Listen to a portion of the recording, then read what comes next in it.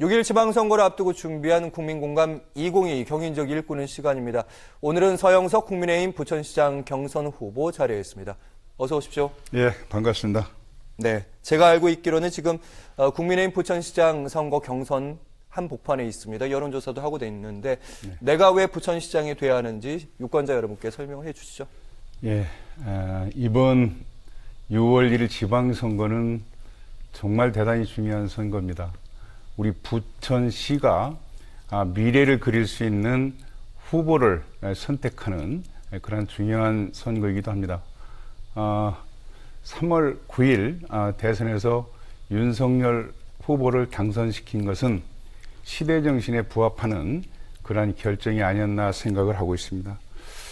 저 서영석은 부천에서 약 한 40년 정도를 거주를 하였고, 그리고 95년도 30대 때 부천시의회 건설교통위원장을 했습니다.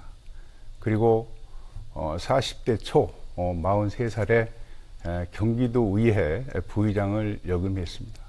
누구보다도 부천을 잘 알고, 그리고 시의원과 도의원의 경험을, 행정 경험을 쌓았고, 그리고 실무를 닦은 그러한 후보입니다. 그래서 마지막으로 우리 부천 시민에게 봉사할 수 있는 기회를 갖고자 이번 부천시장에 출마하게 되었습니다.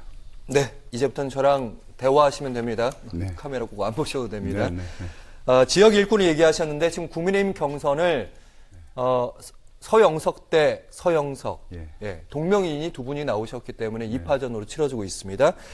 경선은 이제 당원조사 50%, 여론조사 50%인데 네. 두 분이 구별이 안 되기 때문에 네. 부천 정서영석, 부천 을 서영석, 과연 여론조사나 이게 변별력이 있을까 이런 우려의 시선도 많은 걸로 알고 있습니다. 네, 시민들이 걱정은 많이 하죠. 근데 동성동명이라는 것이 사실 같은 당에, 같은 이름에, 같은 나이에 이러한 그 후보가 광복 이후에 처음이라고 합니다. 부천에서. 그래서 저는 상대 후보에게 자, 시민들이 알 수 있게 우리 한번 정책 토론을 하자, 이런 제안을 했는데 그 후보께서 좀 바쁜가 봐요. 그래서 답이 없었고, 그래서 저는 우리 시민들에게 이 정책이라든가 공약이라든가 또 저의 그 행정 경험이라든가 이런 걸 충분히 설명을 해서 시민들에게 공감대를 형성해서 지지를 받는 그런 계획을 가지고 있습니다. 예. 제일 중요한 건 두 분을 이제 어떻게 구분할 건지, 특히 여론조사 경선이 지금 오늘, 내일 이렇게 치러지지 않습니까? 네, 맞습니다. 보통은 소개할 때 두 분을 구별하기 위해서 네. 이렇게 소개하면 좀 더 후보에 대해서 알아듣기 쉽더라 이런 부분이 있습니까? 저 같은 경우에는 사실 이제 정치권에 꽤 오래 있었거든요. 그래서 시민들이 많이 알아요. 그래서 이제 우리 여론조사를 하면서 이제 대표 경력 두 가지를 넣어라. 그래서 전 당협위원장, 그리고 이제 경기도 조직 총괄본부장 두 가지 직함을 넣습니다. 그랬더니 시민들이 이제는 좀 알아보는 것 같아요. 예. 그래서 뭐 여론조사 하는데 큰 혼란은 있지 않지 않겠냐. 네. 그런 데를 갔습니다. 혹시 이 질문은 원고에는 없습니다. 네네. 두 분의 정책적인 부분에서 가장 이 부분은 확실히 달라 한 가지 있을까요? 상대 후보하고 저하고의 이 공약이 차이가 많습니다. 많은데 한 가지만 딱 두드러진 예, 걸로. 예. 제일 큰 것은 저는 사실 20대 건설업을 했어요.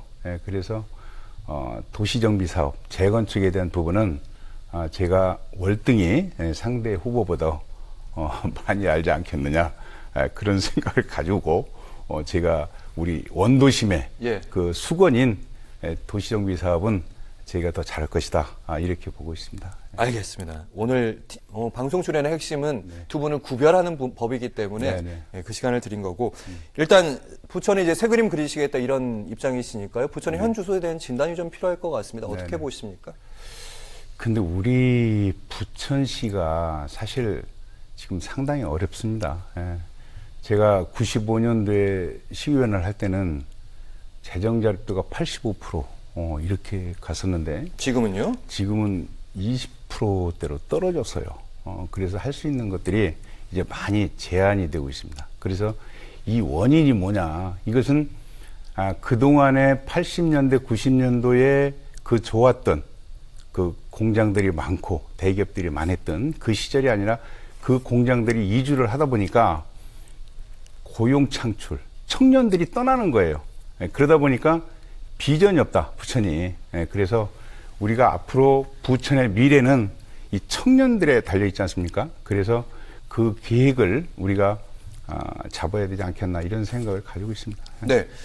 잘 알고 계시겠지만 부천시의 가장 큰 고민 중에 하나가 이제 일자리, 그러니까 어떤 산업을 유치하고 기업을 유치하려면 부지가 좀 있어야 되지 않겠습니까? 네네. 기존에 있는 부지들은 다 공장들이 조금 있고 예. 나가지 않은 공장들이 있고 새로운 이제 공장 부지를 모색을 해야 되는데 그 부분은 어떤 해법을 갖고 계십니까?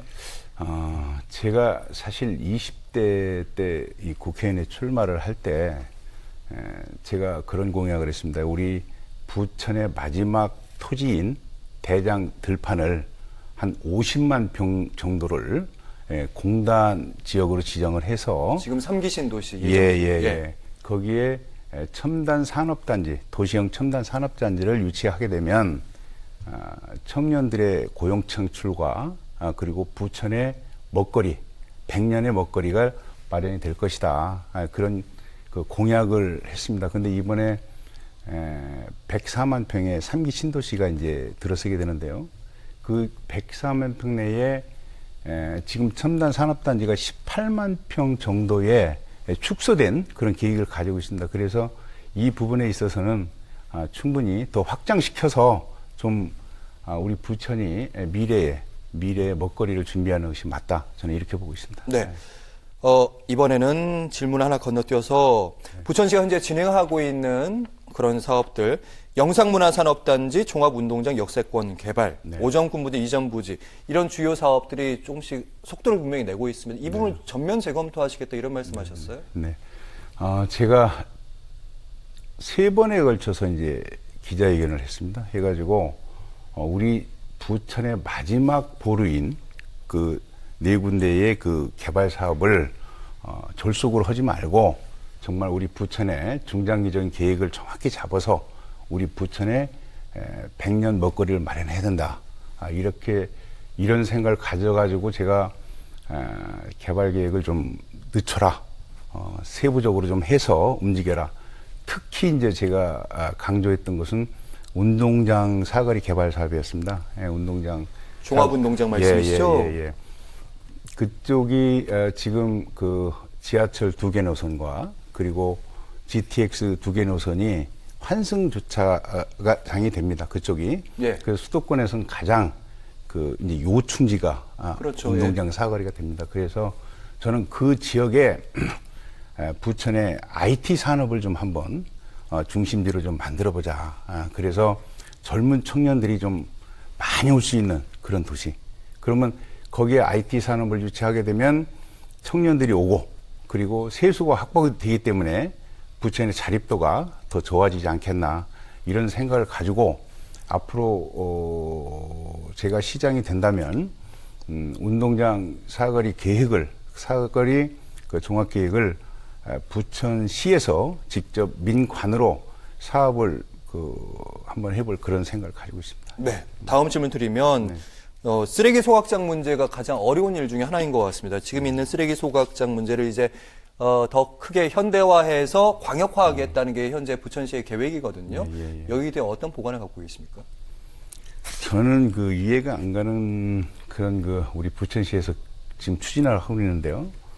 지금 쓰레기 소각장 부분은 현재 시설로도 충분히 소각이 가능합니다. 확장을 안 시켜도. 그러니까 주민들은 왜 그걸 확장을 시키냐.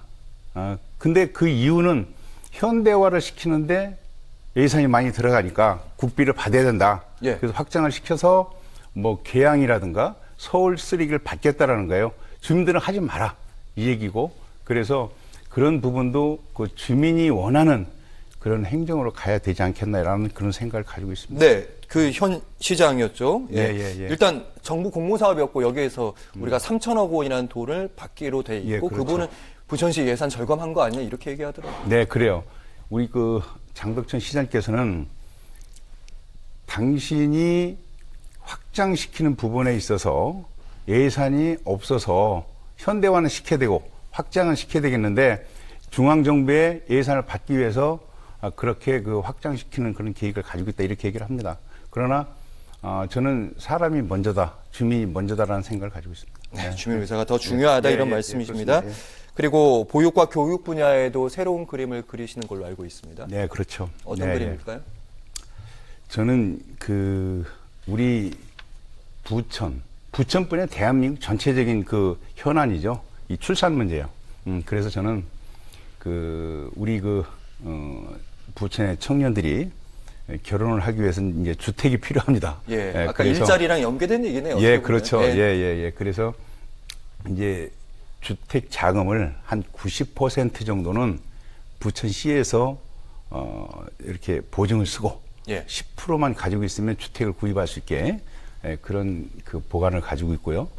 그리고 지금 이 출산율이 OECD 국가 중에 지금 10위 꼴찌 아닙니까? 예. 그래서 국가적인 그런 그 해결책도 되겠지만 지방자치 단체에서 적극적으로 이걸 대처를 해야 된다. 이렇게 생각이 들어서 저는 전국에서 최초로 정말 획기적인 지원을 지금 생각을 하고 있는데요. 제가 시장이 되면 한 명을 낳으면 1,000만 원을 주고 두 명을 낳으면 2,000만 원을 주고 세 명을 낳으면 3,000만 원을 주는 이러한 획기적인 청년에 대한 그런 그 계획을 가지고 있습니다. 출산 장려금 얘기하셨습니다. 예, 그렇죠. 예. 자, 마지막 질문 이제 드릴 시간인데 마지막은 부천 시민 여러분께, 유권자 여러분께 하시고 싶은 말 한 1분 정도 시간을 드리도록 하겠습니다. 카메라 보고 말씀하시죠. 존경하는 부천 시민 여러분, 이제 부천이 뛰어야 합니다. 그리고 미래 부천을 만들어야 합니다. 청년이 다시 찾는 부천 만들어야 합니다. 저 서영석 반드시 부천을 미래의 도시로 만들어 낼 것입니다. 저를 믿어주십시오. 고맙습니다. 네, 서영석 국민의힘 부천시장 경선 후보와 함께했습니다. 말씀 잘 들었습니다. 고맙습니다. 예, 감사합니다. 뉴스 오늘 저희가 준비한 소식 여기까지입니다. 내일 뵙겠습니다. 고맙습니다.